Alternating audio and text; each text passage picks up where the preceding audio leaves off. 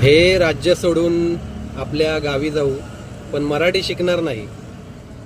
मी दुपारपासून काही मला ना व्हिडिओज दिसत आहेत सोशल मीडियावरती, इंस्टाग्राम बोला, फेसबुक बोला, मला व्हिडिओज दिसत आहेत की हे परप्रांतीय आहेत ना, बरेचसे ठाण्यातनं मुंबईतनं त्यांच्या गावी निघालेत जायला रिक्षा घेऊन.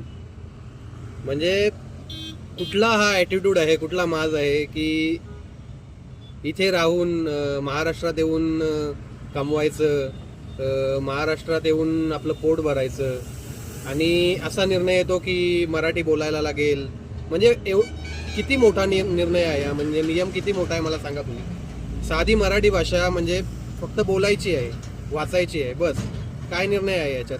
जर तुम्हाला कमवायचं आहे, ते पोट भरायचं आहे, तर इथली मराठी भाषा बोललीच पाहिजे ना. काय वाटतं तुम्हाला? आणि जर हे होत नाहीये तर हे गावी पळत आहेत.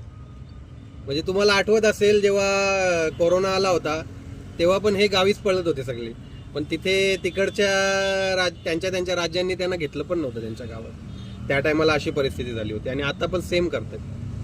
तर याने काय मोठा एवढा फरक पडेल असं मला वाटत नाहीये की हे सगळे पळतायत म्हणजे इथे काय तरी असा मोठा फरक पडेल असं मला तरी नाही वाटत आहे.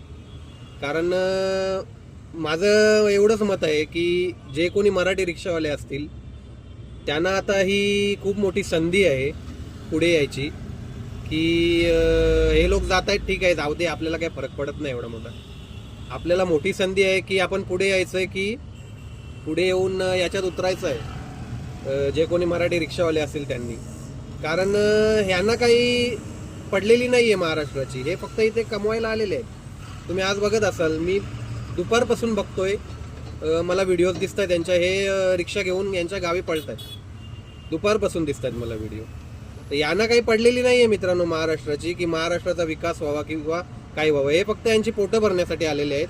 असे काही निर्णय आले किंवा काही झालं की हे गावी पळतात. कोरोनामध्ये पण तुम्ही बघितलं असेल. तुम्हाला काय वाटतं याच्याबद्दल कमेंट करून नक्की सांगा. बघा पटतंय का मी सांगतोय ते.